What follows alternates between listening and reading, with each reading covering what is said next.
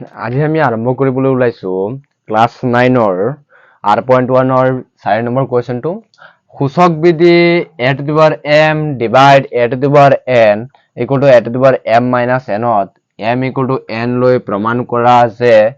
a to the power 0 equal to কিমান হ'ব লাগে 1 হ'ব লাগে এটো হৈছে কি আমাৰ 4 নম্বৰ কোৱেশ্চন বুজি পাইছা এটা 4 নম্বৰ কোৱেশ্চনৰ সোয়া সলিউশনটো আমি কেনেকৈ কৰিম সোয়া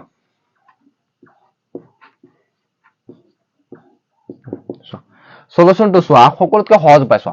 প্ৰথমতে কি আছে আমাৰ a to the power m divide কি আছে a to the power n দিয়া আছে কি a to the power m minus n হয়নে নাই তো আমি আকৌ লিখিলো কি আছে আমাৰ a to the power m divide আছে কি আমাৰ a to the power n equal to কি আছে a to the power m minus n হয় গতিকে আমি কি কৰি দিম এইটোতো আমাৰ প্ৰশ্ন আছে গতিকে আমি ইয়াৰ পৰা কৰি যাম বুজি পাইছা ৰাইট হ্যান্ড সাইডটো কৰি যাম আমার কি আছে a to the power m minus n নহয় জানো এটো লৈ লো a to the power m minus n এটো লৈ লম ঠিক আছে আমাৰ প্ৰশ্ন যেটো আছে প্ৰশ্নটো এবাৰ পাতিলো এই গুটেইটো এবাৰ পাতিলো পাতাৰ পিছত কি কৰিছো আমি এই আমাৰ ৰাইট হ্যান্ড সাইডটো যেটো আমি প্ৰমাণ কৰিব লাগে ৰাইট হ্যান্ড সাইডটো আমি লৈ লম লৈ পেলাই প্ৰমাণ কৰা যে a to the power 0 equal to কিমান হয় 1 ঠিক আছে এইটো আমি প্ৰমাণ কৰিব লাগে মনত ৰাখিবা এটা আমাৰ ফৰ্মুলা আছে যে a to the power 0 equal to value কিমান হয় 1 হয় যদি আমি ইয়াত a এর value a to the power এর উপৰত যদি আমি 0 দেখাব পাৰো তেতিয়ালে কি হ'ব তাৰ ভ্যালু কিমান হয় 1 হয় বুজি পাইছা তুমি a to the power 0 আমাক দেখাব লাগে হয় এতিয়া চোৱা আমাৰ আছে a to the power m minus n হয় ইয়াত চোৱা কি আছে m ৰ সমান সমান কি আছে n আছে হয়নে নাই চোৱাচোন ইয়াত m ইকুয়াল টু কি ল'ব লাগে n ল'ব লাগে তো আমাৰ ইয়াত কি আছে a to the power কি আছে m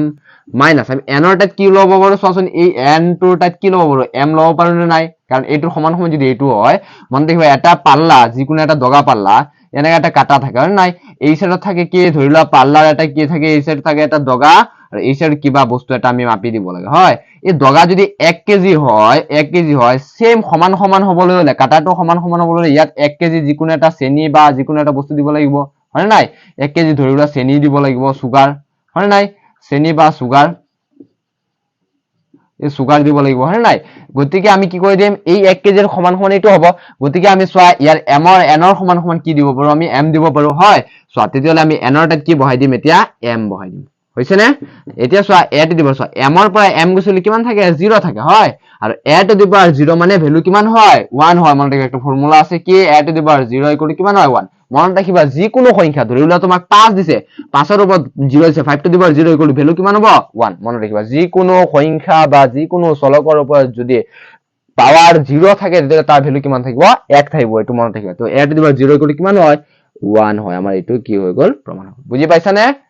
এতিয়া আছে নেক্সট 5 নম্বৰ কোৱেশ্চনটো সোয়া সূচক বিধি a to the power m divide a to the power n equal to a to the power m minus n to m equal to কি ল'ব লাগে 0 ল'ব লাগে মানে m ৰ ভ্যালুটো কি ল'ব লাগিব আমাৰ 0 ল'ব লাগিব হয় এইটোৰ ভ্যালু কিমান ল'ম মানে m ৰ ভ্যালুটো সমান সমান কিমান ল'ম 0 ল'ম লৈ প্ৰমাণ কৰা যে a to the power minus n equal to a1 by a to the power n হয় ঠিক আছে সোয়া কেনেকা সলিউশন হ'ল s o l n solution ঠিক আছে শর্টকাট দিলো হৈছে এতিয়া সোয়া আমি প্ৰথমতে আমাৰ কি আছে সোয়া a to the power m আছে হয় না এইটো প্ৰশ্নটো আমি আগতে বহাই দিও a to the power m divide কি আছে a to the power n হয় ইকুয়াল টু কি আছে আমাৰ a to the power m minus n হয় যেটো আমাক এইটো কৰিবলৈ কৈছে গতিকে এই সাইডটো কৰিম ঠিক আছে আমি এইটো লিখিলো আকৌ a to the power m minus n হৈছে a to the power m ৰ জাগাত m ৰ টাইপ ভ্যালুটো কি বহাব লাগে আমাৰ শূন্য বহাব লাগে কি বহাব লাগে শূন্য গতিকে আমি শূন্য বহাই দিম মাইনাস কিমান হ'ব n বুজি পাইছা এতিয়া চোৱা a to the power soya a to the power 0 0 ৰ পৰা তো n না যাব নে না যায় গতিকে n ৰ পৰা 0 গুছি গলে কি থাকিব মাইনাসৰ n টো থাকিব বুজি পাইছা না নাই পৰা যেনেকা suppose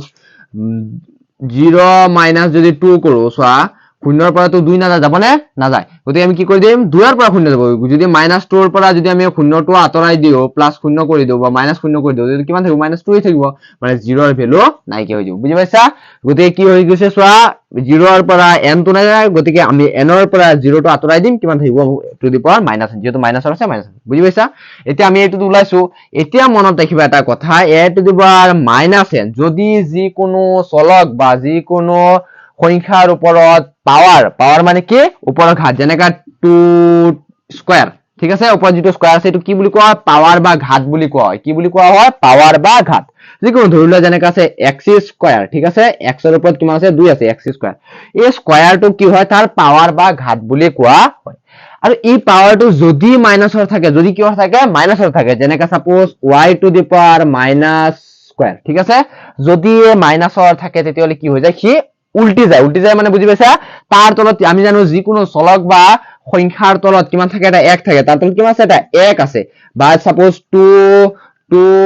to the power minus cube আছে, ঠিক আছে, আমি জানো এইটোৰ তলত কিমান আছে, এটা 2 ৰ তলত 1 আছে, এই 1 টো ক'ত যাব, ওপৰত যাব। কিয় গৈ আছে, কাৰণ এইটো মাইনাসৰ কাৰণে সি কি হৈ যায়, উল্টি যায়। মন থাকিব, গতিকে কি হৈ যাব, এইটোৰ উত্তৰটো চোৱা, 1 টো যাবগৈ ওপৰত আৰু এই 2 টো আহি যাব ক'ত, তলত। কিন্তু তাৰ ওপৰত পাৱাৰ কি আছে, কিউব আছে, পাৱাৰ ওপৰত কি আছে, 3 আছে, ঘাত কিমান আছে, 3 আছে, গতিকে ওপৰত আমি 3 দি দিওঁ, ঠিক আছে।